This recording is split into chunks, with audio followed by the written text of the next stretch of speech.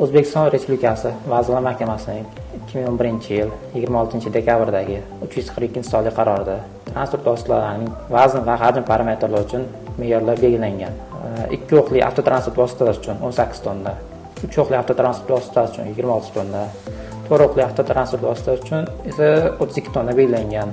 Mengashmali va tirkamali avtopoyezdlar uchun 3 o'qli 28 tonna, 4 o'qli avtotransport vositalari uchun 36 tonna, 5 o'qli avtotransport vositalari uchun 40 tonna, 6 va undan ortiq o'qli avtotransport vositalari uchun esa 44 tonna. Savol tug'ilishi mumkin, nega 2 o'qli 18 tonna, 20 tonna emas? Qarorda izoh keltirib o'tilgan har bir o'qqa umumiy massadan oshmagan holda 10 tonna etib belgilangan. Ushbu og'ir yuk tashuvchi avtotransport haydovchilariga me'yordan ortiq yuk tashiganligi uchun qonunchilikda belgilangan tartibda javobgarlikka tortiladi. O'zbekiston Respublikasi Vazirlar Mahkamasining 2024-yil 28-oktyabrdagi 710 sonli qarorida 2-ilovasi 3-bobida katta hajmli va og'ir vaznli avtotransport vositalarining umumiy foydalanishdagi avtomobillarda harakatlanish va yuk tashish qoidalari buzganlik natijasida yetkazilgan zararni qoplash uchun to'lovlar.